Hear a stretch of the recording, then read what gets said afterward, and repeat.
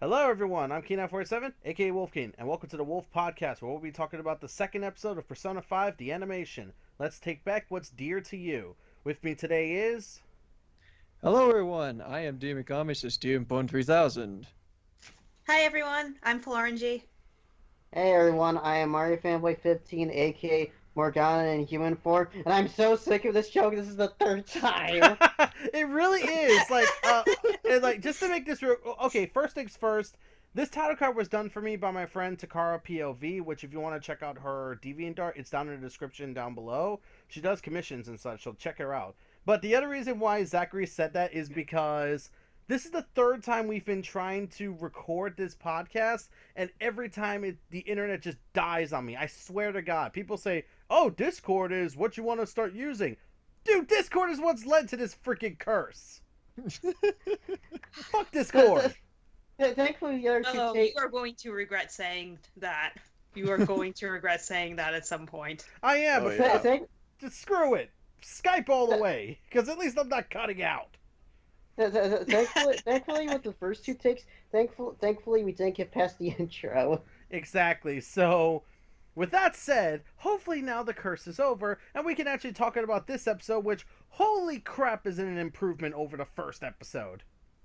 I was almost Wholeheartedly expecting you to agree. cut out during that conversation.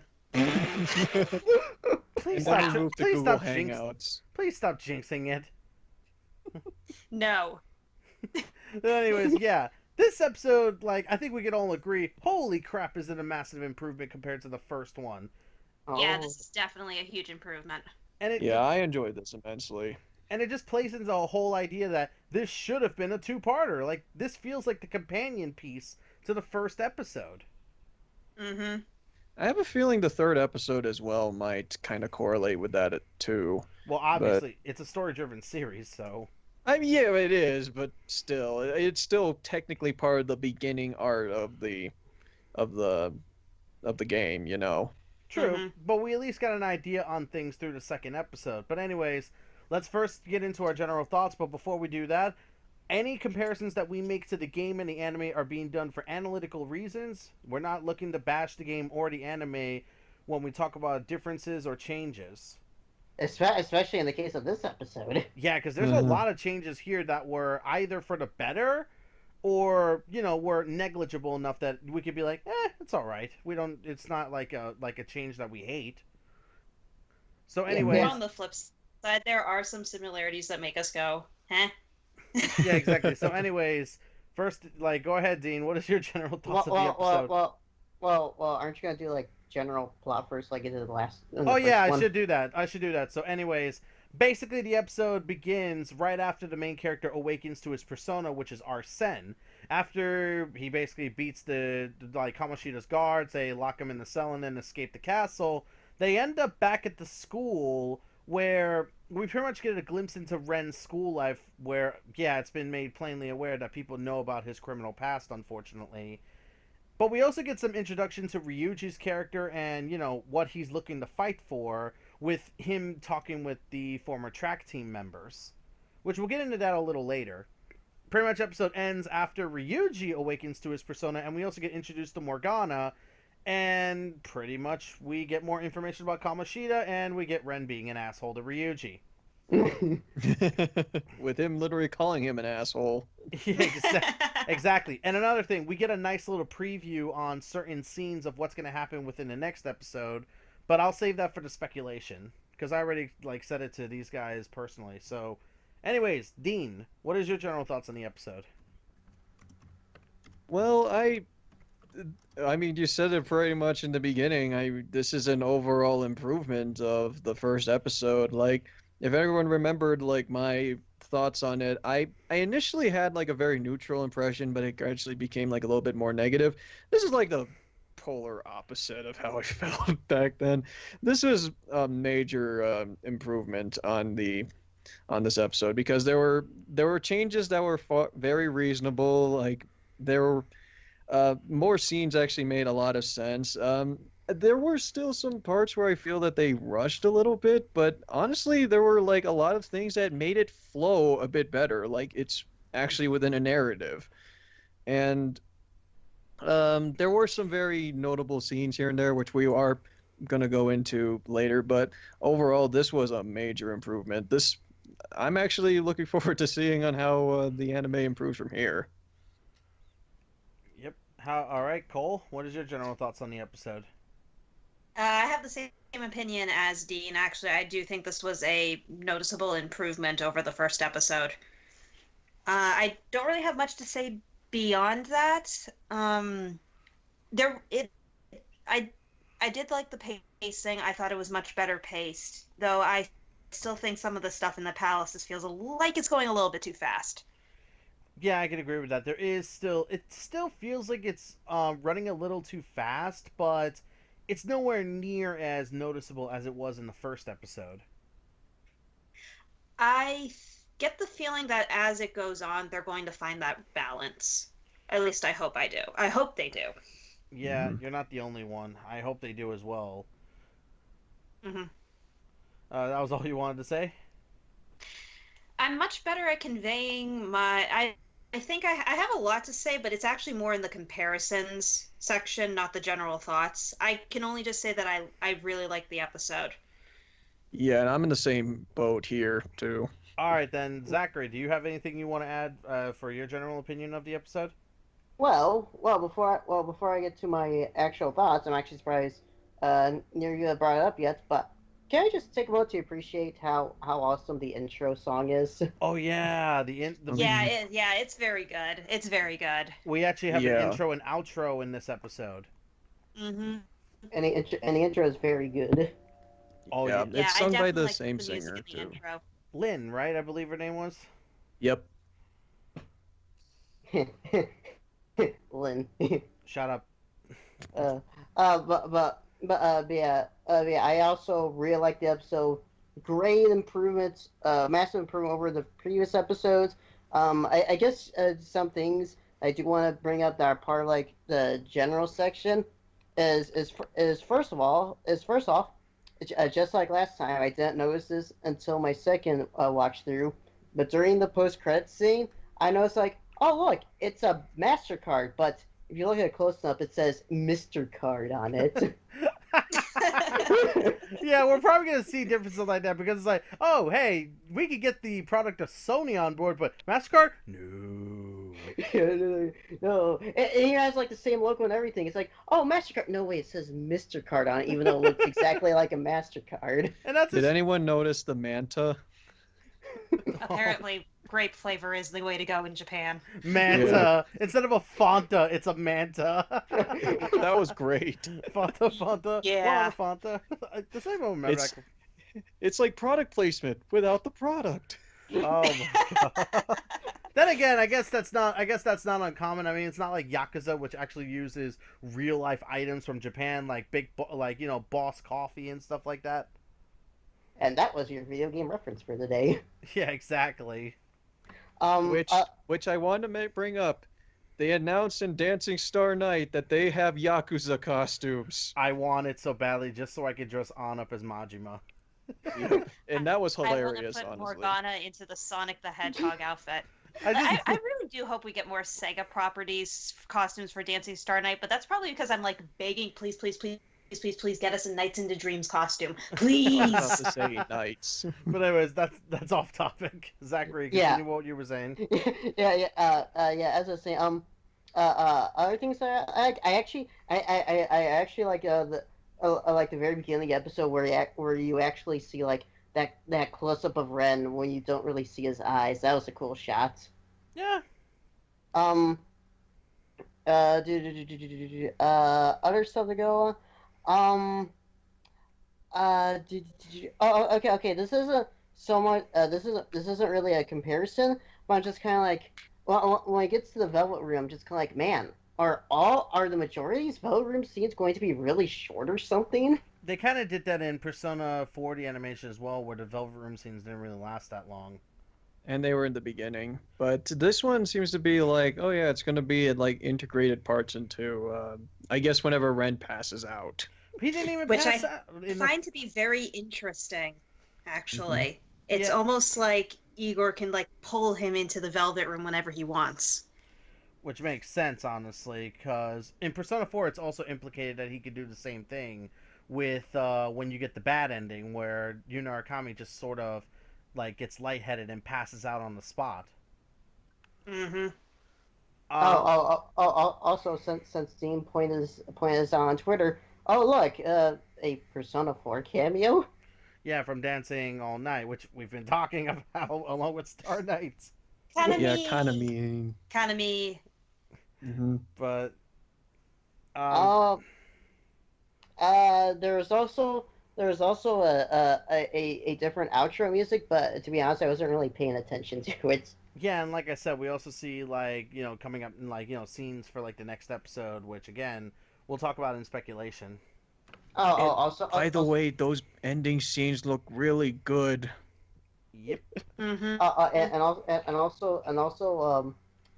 Also the credits the credits kind of give away who like the next 3 party members are gonna be. So does the front copy of the game. So does the collector's edition.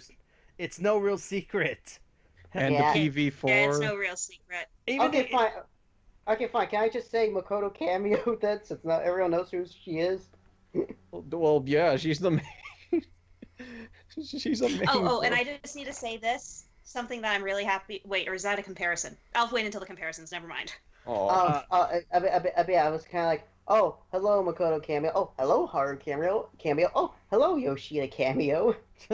Wait, Yoshida appeared? Yeah, in the Beeful. Yeah, and in the beef bowl. Damn. Wow, Zach, that makes sense. Zach, is there anything else you wanted to add? No, not really. That's all my general. No, it's the rest. The rest here are like comparisons. All right, I'm gonna be quick on this, so that way we can get to the real like thing we want to talk about, because there's a lot of it. Yes. This is a massive step up compared to the first episode, and it feels like, as Cole said, this should have been a two-parter. This episode and the first episode should have released at the same time, because the way the episode ends, it feels a lot more complete in terms of beginning, at least like first hour, because we learn more about the main character, about how he ended up in probation, which I do like that they leave it to implication, because the most we see is this guy forcing himself onto a woman. He grabs him by his shoulder, and the next thing we see is blood on the floor, blood on his face, and then Ren being arrested. It's like, it's very much implied that he actually did assault him, which I really like, and I'll get into that a little late. I'll get into that a little later, because there is a comparison I can make. Oh, right. I guess that's one thing I forgot to mention. I like how we do see more of the court scene stuff. Yeah, and that's really cool too. And along with that, I really do like that they it still feels like it's a little on rush here, but we see a lot. But it feels like the story itself, since it's now doing a better job in pacing itself in terms of direction, it doesn't feel like we're rushing too much. Like in the first episode, it felt like we were rushing between so many different story elements, whereas here we're very much focused on two, which is the whole palace idea, and of course this whole thing went on and with An, Shiho, and Kamoshida, which I think was a better idea. They focused on 2 story points in particular, whereas in the first episode they were focused on close on 5. At least here, it's still fast forward. At least it feels like we can take a breather now. And it feels like they're focusing more on what's important rather than trying to cram 5 or 6 different things into one part. And that's what usually leads to episodes feeling like they're rushed. It kind of makes me hopeful for the upcoming episodes. Oh yeah, definitely. So beyond that, a lot of the other stuff I want to talk about will be in the comparison section. But yeah, this is a definite step up, and yeah, I feel like this should have been what Cole said, a 2-parter. So, with that said, now we get into the real meat and potatoes of this episode, because I think we can all agree there are a lot of changes, comparisons, and hell, even new additions to this anime that I think were for the better compared to the game. Yep. So, Dean, you started us off. Where do I start? Can I start with something, please? Go ahead. Please? Yeah, please. shoot. Go ahead. Haru exists before September, and it makes me so happy. Yeah, I'm so glad about that, because she came out like so damn far, and yet a lot. Okay, it's not a spoiler if you watch like the fourth trailer that was released in Japan. You know that Haru's a thing in that game, and the fact that she comes in like so damn late into the game, it's so damn good to see her like appear and doing the thing that she is known for, especially. Which is flowers. Yep. And I agree with that. It's cool to see that because the first time we get a hint of seeing Haru was during, well, it's a later portion in the game, so I won't actually say what it is, but that doesn't happen close until closer to summer, I'd like to say. Yeah, summer. Yes, summer. Yeah, we get a cameo of her in July. Won't give many details on it, but she doesn't become prominent until September. Yeah, exactly. Yeah. We get a cameo of her in both July and August, and that's pretty much it. Yeah, whereas here we do get a cameo of her, but it's April, which is giving me hopes that we might actually get interaction with her at some point or another. I mean, she is a third year, so I could see some things being included. Mm-hmm. Yeah, I do hope that they do add more stuff with Haru in it, and that's actually something that I have noticed so far with the anime. When they decide to spin things into their own interpretation rather than try and copy pasta from the game, they do a very good job at it. Well, Yeah. most of the time. Yeah, exactly. It's like there are a lot of comparisons that we can make that where we're talking like Zachary I know wants to talk about this one, the volleyball scene. Yes. Mm-hmm. Oh my gosh, I love that scene so much because that's something we didn't see in the game. Ren actually participate in volleyball, but we actually get to see here. And so Kamoshida is just like, oh, this is such a cool idea. And we even get this whole idea of Kamoshida having some animosity towards An for unknown reasons, but he looks at her at one moment and then just absolutely just bullets a volleyball right into Ren's face. Yeah, and the funny part is he doesn't go down. He like still standing and he gives Kamoshida that evil glare. Which is freaking Not impressive. a fan of the cut-in, but definitely like the scene itself. Mm-hmm. It's like you get smacked with a volleyball, especially a spike like that. If you manage to You're get going up down. from that, holy crap! Yeah, he The took fact, it. the fact that he didn't go down is impressive. Yeah, he took it like a champ. And the No, thing he would have game overed. the one thing I'm surprised about is that his glasses didn't break after that. Those things should have snapped. That was those things are big. Yeah, or at the very least, the lenses should have popped out. Dude, Yeah. those glasses, I swear to God, are made of something unbreakable. Oh, so speaking of Ren, I don't know if we should talk about this in general, but oh my gosh, he's showing more of a personality. Yeah, he is, which is good because we're starting to see a duality between like this is something I wanted when I heard about Persona 5 the animation.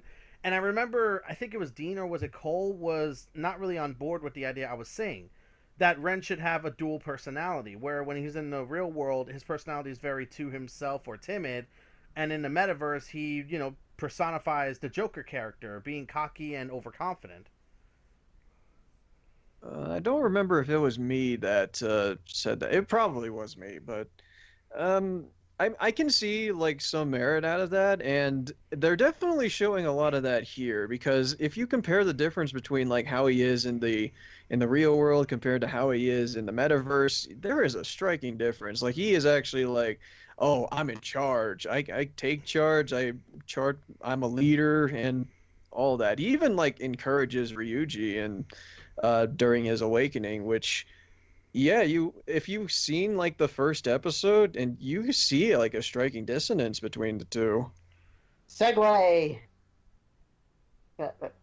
Segway. Segue What, to oh, what? wait, What are you is trying? there a segue? Wait, where? Do you want to talk about the Oh, awakening? We Ryuji's got awakening. many. Oh yeah. Perfect segue. God damn it, you failed. Oh no, we failed the baton pass. Yeah, we did. It's like they high five, but we miss, and we just hit their face. High five, and then yeah. But yeah, who wants to talk about the Ryuji awakening? Cause Well, we're still on Dean. well, Okay, who? It's something, and how like the awakening of the buddy party member is better than the awakening of the main frickin' character. It's, You know, Yeah. you know, only the most important character in the game. yeah, it's like Ryuji, exactly how the awakening should be. Just persona energy engulfing him. His outfit changes, and he just becomes the basically a phantom thief in that moment. Like, but Instead of, you know, going ghost. I'm not gonna let that go. I'm not. It's like Red. I'm going ghost. Ryuji, I'm going to explode with energy. Oh, next thing you know, An's gonna explode with hearts or something. Oh God, you wanna know what I just realized? What? But Ren went ghost. Ryuji went Super Saiyan. Oh my god. Oh, that's beautiful. God. I'm gonna come up with something for every transformation. I promise you. Okay, can we make a Power Rangers reference for one of them? If it Do a Transformers reference for you know who. yeah, if it works properly, I will. But we'll have to see. We'll have to see. We'll have to see. Oh, but that actually transitioned us to one thing that I really didn't like compared to the game. Holy crap! That all-out attack is terrible. Oh yeah, it was freaking awful. It was so. Like the fight itself wasn't that great to begin with, but oh my god. It was so the fight poor. was stiff as hell. It was so poorly edited, that all-out attack. Especially when Joker begins adjusting his gloves, it just looks like someone put together like stop-motion still images. Yeah, it's the way that it was cut too. It's because you can when you compare like how smooth the how he actually like adjusts his gloves before the show's over screen. That not even the show's over appeared. That's even more frustrating. The But- placement where he lands is also really weird too. And that's not a very good angle. No, it's not. It's wrong. It only shows his torso and that's it. When you get the whole body with the regular all-out attack. I know, and honestly, the one with Joker, it looks in the game looks far more menacing than the one in the anime. Yeah, it's like in the game, it's like, oh yeah, I'm cool, calculated, I'm the Phantom Thief, yeah. And then you see like that, it's just like, eh. It makes me kind of because we're gonna see an all-out attack on every character. Let's be fair, we are. I just Oh hope that- boy, for Ryuji. yeah, because Ryuji is probably the most funny, but that's what I'm trying to say. I really hope they don't screw it up. Oh Like yeah, the- well I'm still waiting for Morgana's one where the random table comes in. Freaking table. Or Oh, chair. It or would be chair. wonderful if I would die of laughter if they just had for that all-out attack that Morgana just goes off screen, drags the table out, and just climbs into it. And then just like, Or- mission accomplished. Or that, like, after it's all said and done, like, he's just still sitting in the chair and they ask him, where the hell did he get that? That would be beautiful. Show off. Ryuji would just say, show off. Yeah, because Ryuji would be the one that face plants. So it's like, yeah, they should do that. Have Ryuji's all-out attack be first, and then Morgana's happen after, and he just like show off. Oh my But god. it's like watching that all-out attack in comparison to like everything else. It's like when they play by the book, it's like, oh my god, why was this a good idea? On the other hand, when you get scenes like the former track team, Oh yeah. yeah. You Uh, still want to talk, Zach? No, I was just saying segue. Oh, well, before we talk about that, I guess I should talk about this in general thoughts. But there's a particular scene when Ren's talking to the teacher, and like you see this person walk in the background, and he's like, "Wait, is that person completely CG or something?" Is Like, that oh my really God. necessary here? No, it's not. But just Well, is he I like never stands? noticed that because I'm too distracted by Ren's overly shiny glasses, and I know why Yeah. they do that kind of stuff. But at the same time, I hate that trope so much. Like, let me just see his beautiful eyes without any reflection, please. I That's honestly am on beautiful. the same boat here because like whenever I like see when Ren has like the giant the shine on his glasses, even when he just adjusts it similar to like a freaking dickhead, I don't know. It's just that trope just kind of irritates the heck out of me, and I kind of like how in like the game and how it's like only has like one of them being covered, but then when he has like all of them, he just looks, I don't know, kind of typical, honestly, and it just bugs me. Hey, Dean, it's teenage It gets angst. kind of creepy. Well, it makes him come off almost kind of creepy, to be honest. Yeah, kind of. It has that sort of feeling into it. I hope they tone that down a bit, but Probably who not. knows? We'll have to It's- see.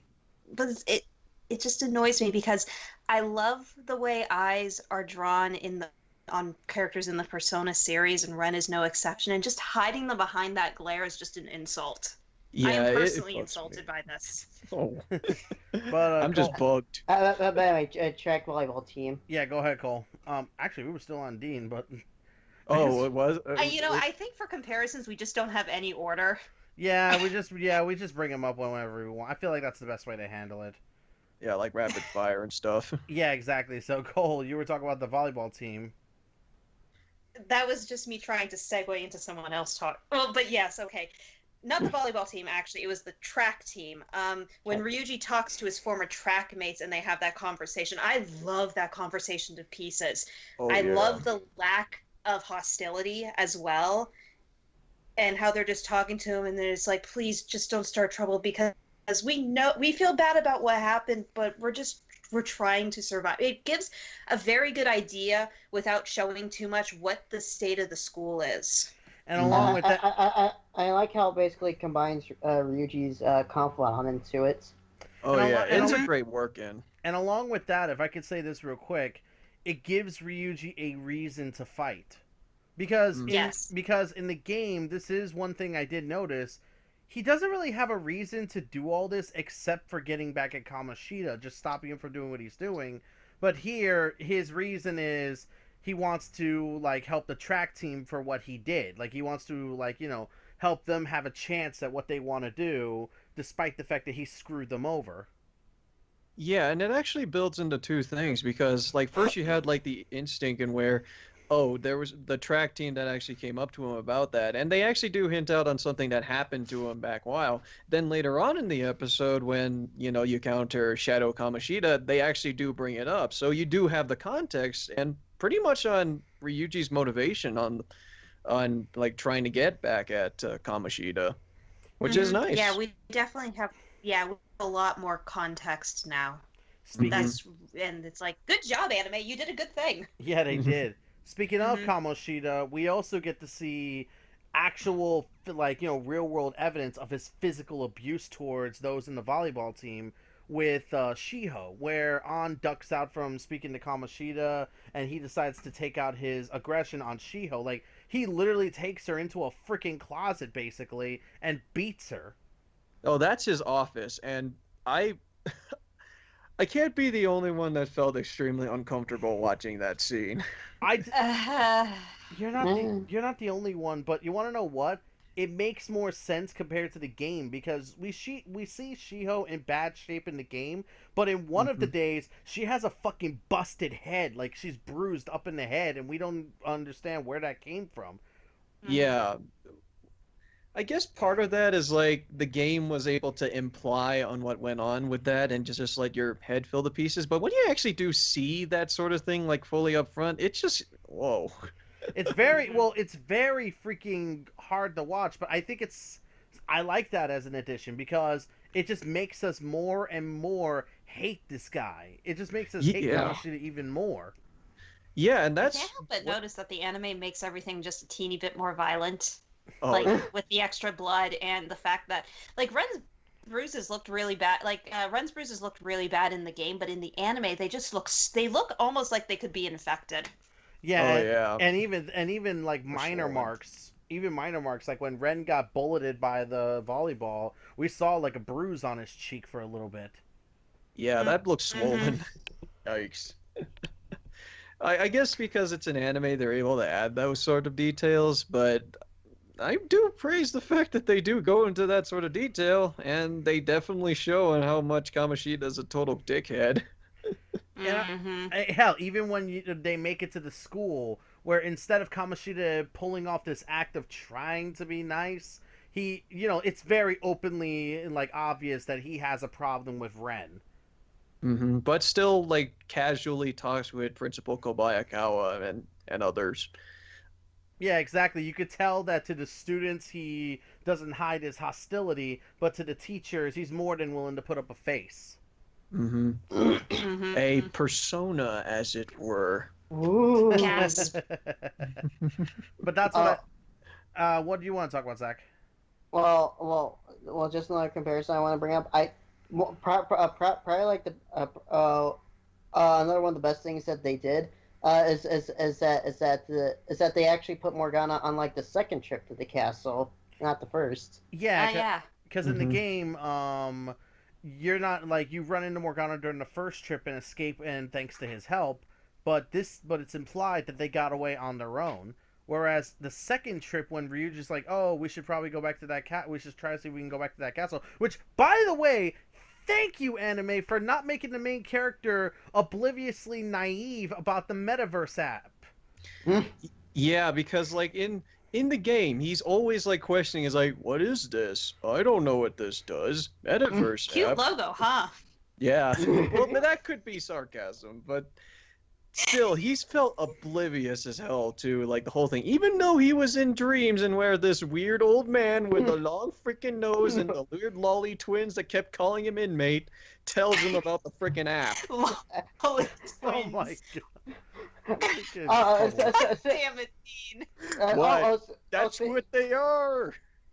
And the old guy who also has a bloodshot in his eye. Yeah. Well, I will Sounds say like he needs a this, lozenge. Igor definitely does look like he's gotten more sleep in recent months. Yeah, he does. But speaking of twins, I'm actually still. I was expecting this by the second episode, but they still haven't introduced us to Caroline and Justine by name yet. They'll probably do Yeah, I noticed that. They'll probably do that later, and I'm pretty sure you know what it's for because Dean gave me a lot of shit for never doing it. So I won't say what it is, but I'm pretty sure people know what I'm talking about. By the way, I love. Yeah, as I was saying, I love how Morgana's like on the second trip and not the first one. And he helps, and not only does he explain things, saying that they're fake humans and otherwise, but he also helps them get out as well. Also another thing, bring when it comes to Morgana. Oh my god, it's so cute. They pet him like a monster cat. Oh yeah, I love that scene personally. I found that scene incredibly adorable, especially how Morgana meowed. It's so soft. Can I pet him? Okay, so that does make me question though, is there any other comparisons that are left that we wanted to talk about actually? Because we talked about a lot of them pretty quickly. Wasn't there like some sort of awkward silence? Okay. We had so much to say that we did not have anything to say. But wasn't there like some sort of revelation that you made before this podcast or something, Dean? Okay, there was this scene in where Ren was introduced to the class, and Kawakami is like casually saying, "Oh yeah, Ren was just sick, so that's why he came out late." And then for some reason says liar to him. And I didn't know why for like every single time I played through this game. I just thought she was just being mean. And then it just hit me. It's because she saw me in the station. And I for some reason showed up late. Yup. Adding on to that, Zachary didn't know that An had a 4-leaf clover on her jacket for the longest. Why is it all centered on An? Well, if it makes you two feel any better, it took me forever to realize that the braided Makoto's hair is actually a headband. Yeah, I've known that. Oh my god, but yeah, I'm trying to I'm mentally going through the episode in my mind. So I got one. Yeah, go for it. Now this is a really small nitpick, but when Ryuji awakens, it's like wait, no willpower, just a regular theme. Boo! Just last surprise. Yeah, that's right. Yeah, the first battle scene, it plays the regular battle theme, which is Last Surprise, which is a damn good track. It's a perfectly fine, great track, but normally whenever a persona awakens, you hear the song Willpower. And willpower for that scene would have been much more appropriate than Last Surprise. Last Surprise didn't sound deserved for it. And also, I'm hoping that they play it for the thing that's going to be talked about later. yeah, and also another thing, this is a comparison to the game, but the interaction between Ren and Sojiro was so small that it was negligible. Yeah, I was about to bring it up as well.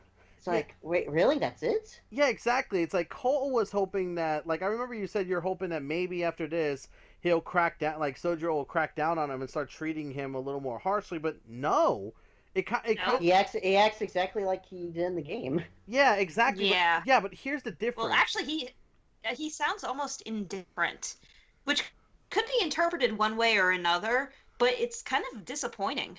Yeah, because here's the difference. In the game, and this is going back to the first episode, in the game at the very beginning, he openly showed that, like, you know, he doesn't care what happens to the character one way or another because of his criminal background. And when he comes home late during that day, he doesn't really crack down on him, but more reminds him of, like, do you not know what you're currently involved in right now? Yeah, it's like in the game, he's like, hey, you do understand what's going on, right? And in the anime, he's like, hey, I gotta call you late for school. You do realize what's going on, right? Yeah, exactly. It's like Sojiro cracked down on the main character in the game from the very beginning. Here, it still feels like he's being so reserved to the main character, and I really, really don't like that. It's just like, again, it's still playing into the idea that Sojiro isn't being like the character that we hope he would be. And like I said, we're not asking for the anime to be a one-to-one recreation of the game because, well, we've just said it. A lot of the shit that they added in this episode is super freaking good compared to the game. It just doesn't. Go ahead. Go ahead, Nelson. No, you go ahead. It just doesn't make any sense to me, considering that this guy is supposed to be the person who's supposed to straighten Ren up, for a lack of better term, and yet he's kind of just like, and he's just kind of like, whatever. There's actually a very odd underlying apathy throughout the entire anime that with every character except for Ryuji, in fact. It seems like everyone's almost like apathetic, like there's like, in reference to Persona 3, almost like there's a mild form of apathy syndrome flowing through the area. Man, it's weird. It's like it's one of the negatives I definitely have towards the episode, but I think we can all agree that a lot of the changes that they made in comparison to the game were for the better. Like almost all of them were. Yeah, that's probably like the only comparison thing that I wasn't a fan of. Same here, along with the way the battle was. It was not good compared to the game, but that's to be expected to some degree. I just didn't think it would be this bad, along with the All Out. Yeah, here's the you mind if I? Oh, Yeah, okay. go ahead, The thing. Okay. The thing is about the battle scene, and I kind of built like a sort of like higher standard because the Persona 4 anime had some great battle sequences, and Persona 3 did those wonderfully in the movies. But Persona 5's, when I was watching that, like when I was watching like how the Persona like did their moves and how the demons were just like being spin around with a Garu spell, I don't know, felt some of that just really didn't feel as smooth as I would have liked. And that's the key word for like the battle sequences, especially the All Out attack. It's not as smooth as it could be. A lot of it felt very stiff. Yeah. And that's the unfortunate thing of being associated with, like, you know, with of like, was it A1 or A2 pictures? A1. A1. That's the unfortunate thing being associated with A1 pictures. The quality with A1, it definitely, like, you know, isn't consistent. Yeah, isn't consistent. But I thought that A1 also did all the Persona 3 movies, and apparently those have really good animation. They do, but then again, those took time. Like, they weren't really releasing them on a weekly schedule. I think the Persona 3 movies were released within the span of 2 years. How did the animation for Persona 4 look? Oh, it looked It was pretty done great. by a different studio, but it was very good. It was minus good. Chie cloning herself. Yeah, it was good. Like, it had its own art style and design that set it apart. Like, this is the one thing I like about the Persona 4 and Persona 3 animations and Persona 5. their art style at least sets them apart, so you can tell the difference between the two. And even if it was the same company with Persona 3 the movie and Persona 5 the animation, you could tell the difference between the two. Like, it definitely shows that A1 is capable of replicating different art styles. It's just that in some areas they seem to blunder, which, again, as an editor, I do notice that kind of thing. See the Ace Attorney anime. Oh yeah, the Ace Attorney anime had some very bad background scenes. I'm just saying. Yeah, pretty much. Like, So, I don't want to sound cynical when I say this, but it almost seems like Persona 3 movies were a passion project, but this feels more like trying to cash in as quickly as possible. Kinda. I can see that, honestly. maybe, but we'll I have... mean, there is obviously some pack there. Otherwise, they wouldn't have invested the time to make the changes that they did. Mhm. But it definitely feels like we're going to see a lot of cleaned up animation on a DVD release. But I'm curious on this because it took a while for Persona 4 to get its anime version, like a couple years after its initial release. I think it was about 2 or 3 years, yeah. Yeah. Yeah, and Persona 5, it's only been a year since it's been out in Yeah, America. we're in April right now. We're pretty much in the same time frame as the actual game. Yeah, and by Yeah. now, I think a certain someone's gotten their Persona. So, Yeah. Well, again, it wasn't like the Persona, as we said before, the Persona 5 anime was being worked on the same time as the game. Yeah, it was being worked on incongruent to the game, so it's entirely possible, even though the anime is airing now in 2018, it could be that they actually started development in like 2015, 2016. Actually, the game released in Japan in 2016, so it could be that they actually started development in 2015 or something like that. But even that doesn't completely explain the lack of refinement in certain areas. Yeah, exactly.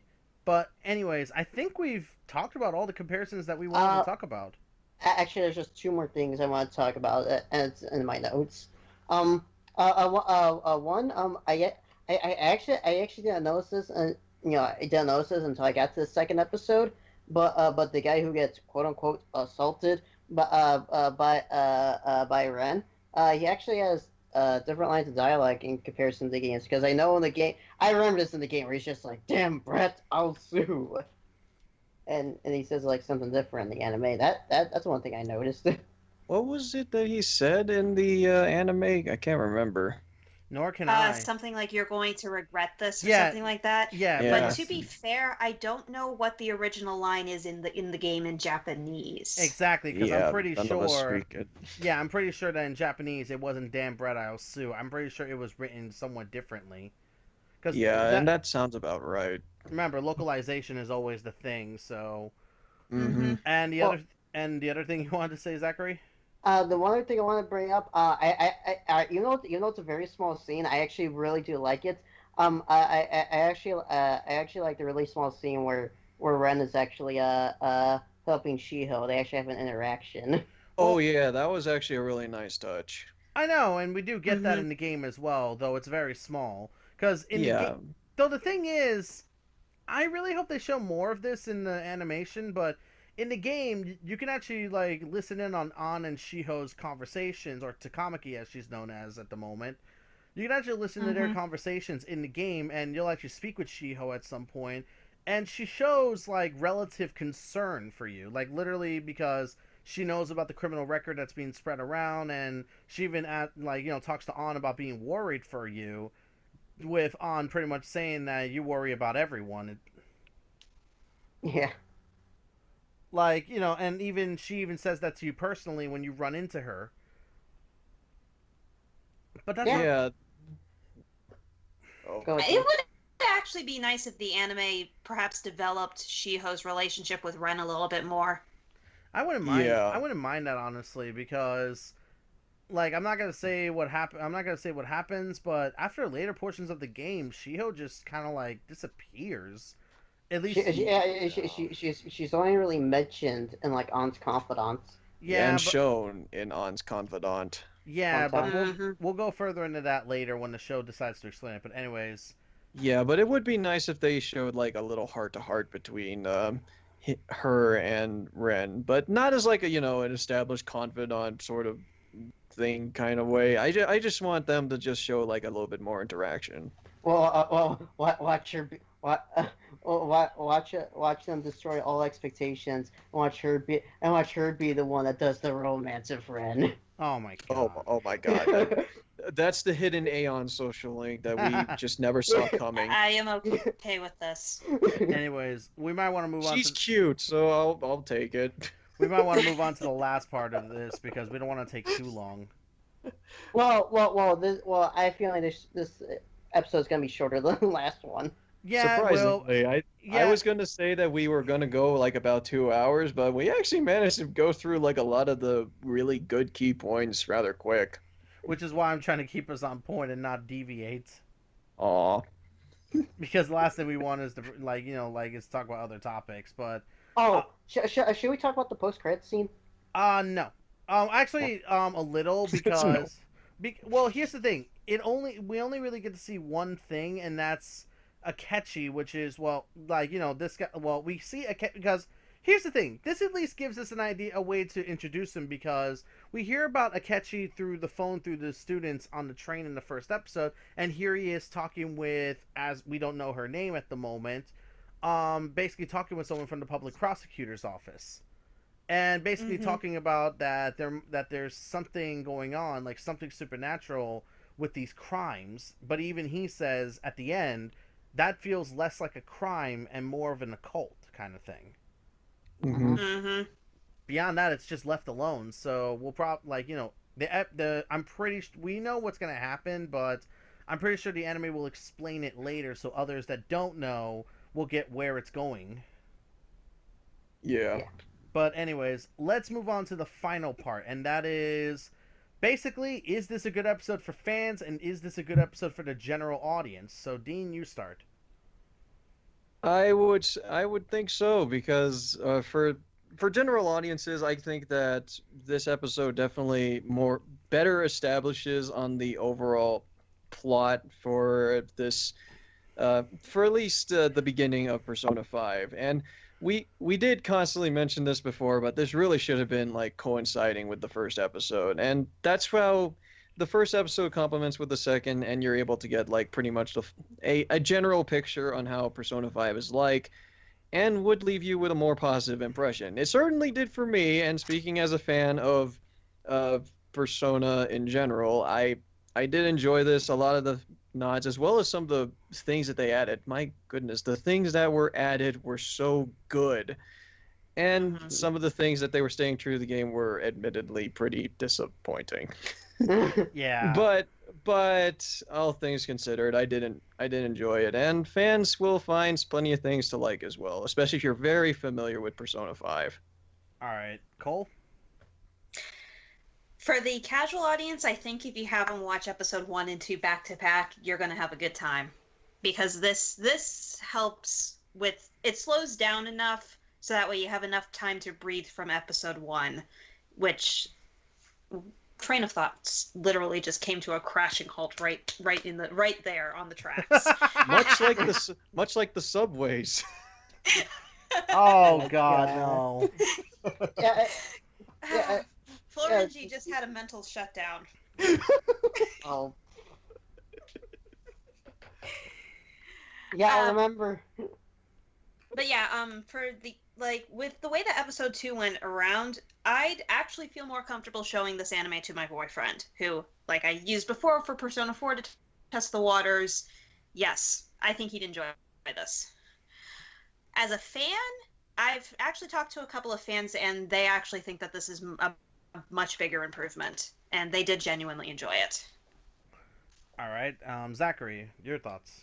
For general audience, if you introduce someone to Persona 5 and they weren't exactly thrilled by the first episode, because I honestly can't blame them, just be like, no, just please watch second episode. It's so much more better than the first, and I think they'll get a much more enjoyment out of it, because while it's still kind of like at fast pace, it's not nearly as fast paced as the first episode, which was. Oh yeah. The anime actually did take its time in some parts, so I'm happy for that. It wasn't trying to tell like 4 or 5 different stories. It was just staying focused with 2. Yeah, and I was about to bring up is like there was a part where they did go into two different stories, but the two stories are actually very related to each other. The one where, Yeah, Kamoshida was, you know, ugh, Being what it was that's the being. thing. Dean, take your time. yeah, okay. As far as like fans go, yeah, I definitely think majority of fans will definitely really like this episode with how much improvements are to it. Um, and yeah, that's all. Yeah, that's all I have to say. I think fans will get a big, real kick out of this. As for me, when it comes to a general audience, you definitely have to watch this along with the first episode. If you only watch the first episode alone as a first impression, you're going to be disappointed, like a lot of us have said. But if you watch the first and second episode together, like it's a two-parter, you're going to actually enjoy yourself with this episode quite a lot, because the first episode sets a lot of things up but answers basically nothing, whereas the second episode answers quite a lot of things and even brings in some new elements that not only leaves you even more wondering what's going on, but it more leaves you wondering in a good way. Like, I want to see what happens next. I want to see where this goes. And the key thing here, it wasn't overwhelming. Yeah. We Yeah, could actually we surprising. could actually felt like we could take a breather. Exactly. Yeah, it took its time and you were able to absorb everything that was going on in it. I still have some tonal problems with the episode. I know I'm kind of late on bringing this up, but I did mention earlier and how like the overall tone of Persona 5 is more like trying to make things like more unwelcoming. Still not really getting that, although Kamoshida definitely spiked Ren's face, so that definitely shows unwelcoming. But yeah, Sorry. go ahead. There's also one other thing in terms of tone that I have to talk about. And I know we just got past this, and I'm so sorry because I literally just remembered it. Ryuji spontaneously sort of crying at Ren's story. Oh yeah, that was weird. That was weird. Like Like he got pissed. yeah, that in was kind of weird. I was almost waiting for there to be a punchline like he put too much ginger on his beef bowl or something, and That's that was what I part was of why he thinking. Or was he- in tears. Or they give him a spicy beef bowl, because you can work at the beef bowl in Persona 5 and you can actually mess up people's meals. Oh, Hmm. Yeah, like just like he asked for a regular beef bowl and they gave him a spicy beef bowl.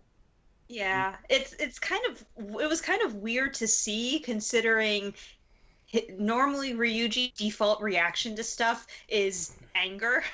yeah. Isn't that like the point of his character? He's a hothead. He's a hothead with his heart in the right place, but he's a hothead, yeah.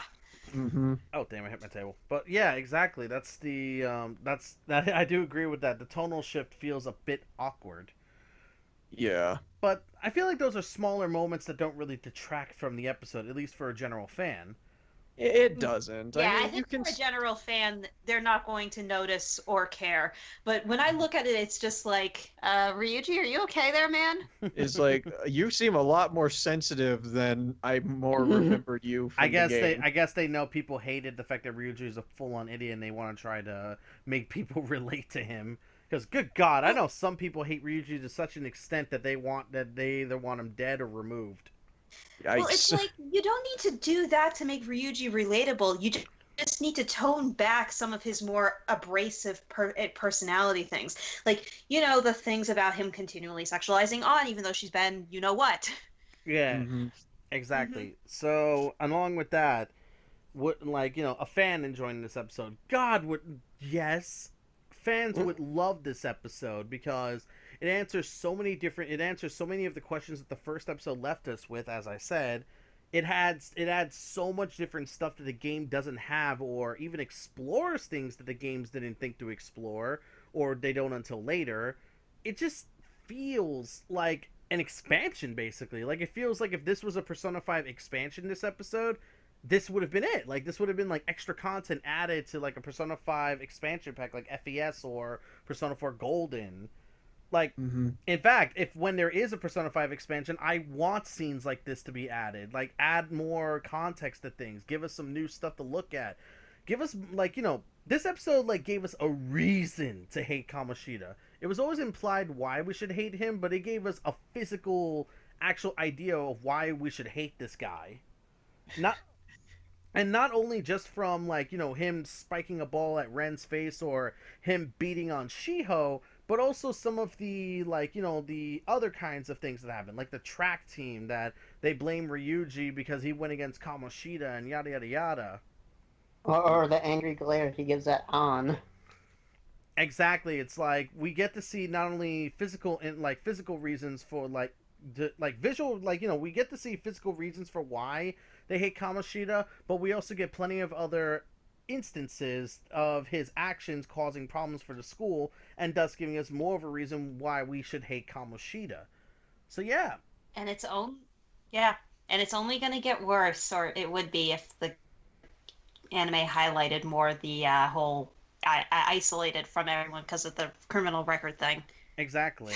But yeah, this is a good episode for a general watcher, and this is an absolute freaking great episode for a fan. Like I said, if there's a Persona 5 expansion, please add some of this stuff from the anime into the expansion, because I feel like it would give more people a reason why they should hate Kamoshida. As if you didn't have any more reason to hate him enough. Well, you get... Allegedly, the anime is going to deviate a little bit, so maybe we will get some stuff we want to see more in the games. Or stuff that might have been cut for time. Which would be wonderful to see. Now, okay, normally we would do speculations here, but the episode kind of does it for us with the 3 screenshots we see at the very end of the episode, which show Morgana talking in a room where we see, like, a golden cup below him. We see like a picture of An, but in a different outfit. And we also see a picture of Shiho. And we all know what's coming up, but we're not going to say. Yeah, we're not going to say what's going to be happening next because we already know, and I think we should probably keep it that way. But the one thing I will do is, people, if you have an idea of what may happen next from the 3 screenshots, go ahead and leave a comment down below and, make your best guesses. But beyond that... Well, if you don't already know. Yeah, if you don't already know, try not to spoil it for other people until the next episode comes out, because same way how you wouldn't want to be spoiled on a game, let's not spoil people who don't know much about the Persona 5 animation or otherwise. But anyways, I think that's going to be it. Wow, yeah, this was shorter than normal, and we thought we were going to do this for 2 hours. Yeah, I thought we were going to be doing for that. I think it's a perfect example of... I think it's for example of it's true what they say when something is not very good, you tend to ramble more and stuff. Yeah, definitely. Yeah, typically the only time it would be the opposite if it was something so unbelievably perfect you couldn't help but gush about it. Yeah. Well, I was gushing a little bit with a lot of elements in this episode. Let's be fair here. That is true. Yeah, that's true. That's true. There's definitely a lot to like in this episode. It really is. I guess when it just comes to not very good stuff, you tend to nitpick it a bit more and stuff. But anyways, yeah, I think we're done for now. So I will go ahead and ask this: what do you think about our thoughts about the second episode of Persona 5D animation? Do you agree with us? Do you disagree with us? Was there something we didn't cover? And do you have your own speculations of what may happen in the next episode? Go ahead and leave your comments down below, and we'll discuss it in the comments section. So until next time, we will see you for episode 3. A Beautiful Rose Has Thorns. Yes, I got the episode name right this time. Yay! Well, at least you can actually see it this time. Yeah, exactly. So beyond that, that's true. So beyond that, I want to thank everyone that was here. So go ahead. Fuck that. But I messed up. But yeah, I want to thank everyone who was a part of it this time. Thank you, Dean. Thank you, Cole. Thank you, Zachary, for coming on with this. Hey, Cole, Dean, do you have any unpopular opinion to say this time?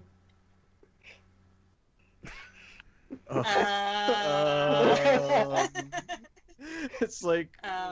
Do you want to try to piss off the Persona fan base some more? Just like the female protagonist in Persona 3 is better than the male protagonist. What else should I say? I don't know if that's I don't know if that's controversial enough, to be honest. Oh, yeah. No, you can't go against fact, right? Yeah, you can't go against fact. So before we actually say something that we'll regret, I'm Keen947, aka Wolfkeen, along with I am DM Mikami, says DM Point 3000. Please don't send the Phantom Thieves over to my palace. Yeah, because Dean's house is gonna consist of like Lynn and Lucina and like Rarity.